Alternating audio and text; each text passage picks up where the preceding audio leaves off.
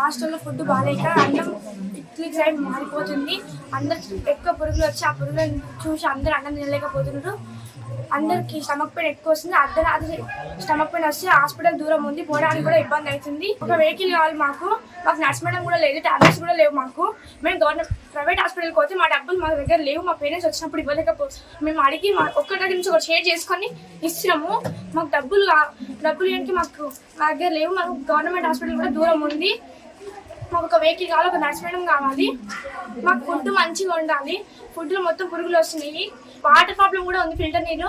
అట్లనే bathrooms problem కూడా ఉంది. చుట్టుపక్కల కూడా మొత్తం చెట్ల ప్రాబ్లం కూడా ఉంది. వాటర్ ఫిల్టర్ వాటర్ ఉంటాం. పైన డ్రమ్స్ కూడా మొత్తం పాకర పట్టి గలీజ్గా ఉంటాయి. ఇంకా బాత్రూమ్స్ డోర్స్ ఉండవు, బాత్రూమ్లలో వాటర్ పోవు. ఇంకా ప్రతి ఒక్క ప్రాబ్లం ఉంది. ఇట్లా ఈ ప్రాబ్లం ఉండడానికి హాస్టల్ ఉండడానికి మాకు ఎవరికి మనసు ఒప్పట్లేదు. మాకు స్నాక్స్ కూడా రావడం లేదు. మాకు మెను ప్రకారం ఫుడ్ పెట్టట్లేదు. మాకు మంచిగా చేయాలని కోరుకుంటున్నాం మన అందరినీ.